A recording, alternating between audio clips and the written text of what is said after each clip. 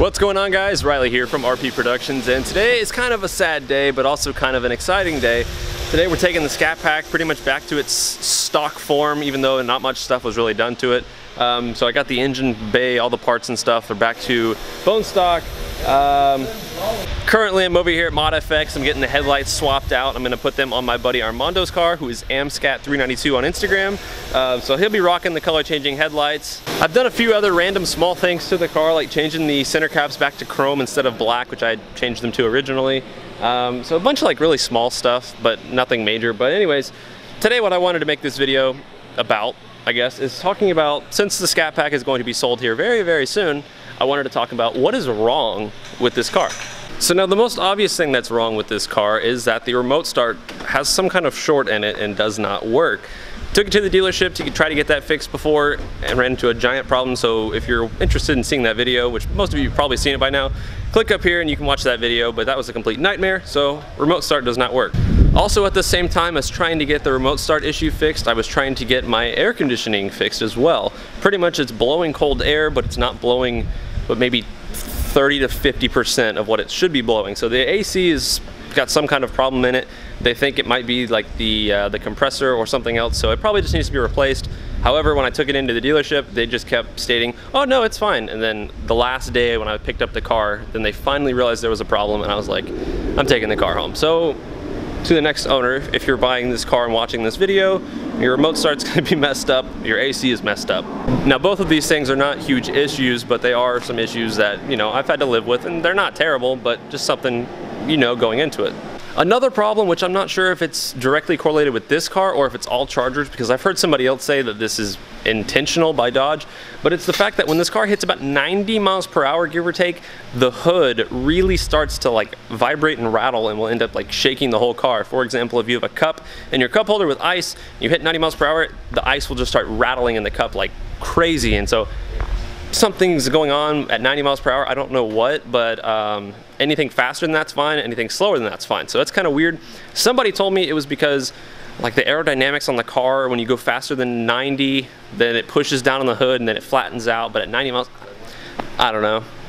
But aside from those three things, really the car is in 100% perfect condition. The paint is absolutely flawless on it. All the wheels, flawless.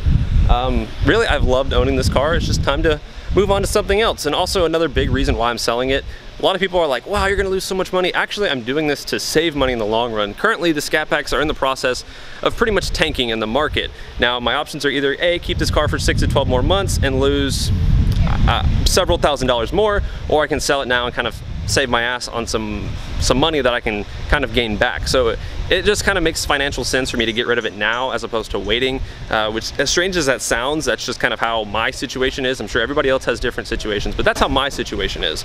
So trying to sell this car now to, you know, gain some money back. So as you can probably see back there behind us, the engine bay is pretty much in its bone stock form now. I'm gonna leave the intake on just because I just don't want to go through the hassle of trying to take that sucker off.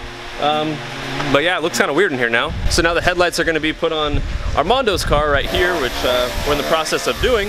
So I'm down here with Mr. ModFX himself. Jose, what do you think about me going away from the Mopar? I can't believe it, but it's all right. We're going to put a Mopar sticker on his car, on his next one. It is a sweet ride, though. I ain't going to lie. I'm not going to give it up. But it's all right. Once a Mopar guy, always a Mopar guy, right? That's right. And a lot of you guys have to understand that. Even though I won't have a Mopar, I'll still be a Mopar guy. It's not going to be one of those things where like, oh, I hate Mopar now. So I'm still going to be a true Mopar guy at heart. So this is Scat392. What do you think about me switching away? It's a shame, man, but it's good to see you go. So the cool thing about this swap is you can pretty much just take out the headlights like we're doing now, change over all the wiring, throw it on that car, and you're pretty much good to go. So I'll have his stock headlights. He's going to have my headlights with the daytime running lights, or the color changing daytime running lights in them, but thankfully we don't have to open up the headlight housings again because that's a huge pain. So really it's pretty simple to switch these things over. So if you guys are wondering about any of the parts that I'm taking off this car, everything's going to be going up for sale on Instagram. I'm going to try to have it where it's like local deals first, just because it's simple to meet other people like in the Houston area and just trade them out that way. And if that does not work or I can't find buyers, then obviously I'll resort to posting the stuff on Instagram and selling it that way. So if you're you're interested in a bunch of purple stuff, then keep your eyes peeled on Instagram, which is RP_Productions with 2 S's at the end, and maybe you'll have a chance to get some of Barney's parts. To all my longtime Mopar loyalists and stuff, you know, there will probably, more than likely, be another Mopar on the channel eventually. I'd really like to see myself in a Viper, but just as of right now, I think it's time to give something else a shot. So yeah, guys, I hope you enjoyed this video. I really just wanted to talk about what's wrong with the Scat Pack and go over some things with you guys and explain, hey, there's a new car coming to the channel really, really soon. So keep your eyes peeled for that. I will see you guys in the next video. Have a great day, guys. Take it easy.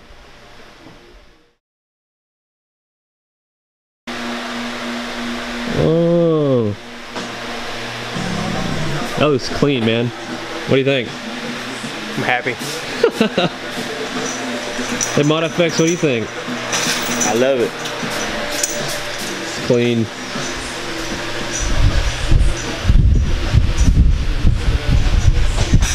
Alright guys, real quick, for those of you that thought my remote start problem was because of the color changing lights, I'm going to prove you wrong here, or at least I think I am.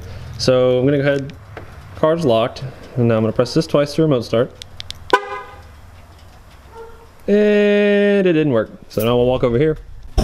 And remote start canceled, hood open. There you go. Now over here with Armando's car, with the lights installed.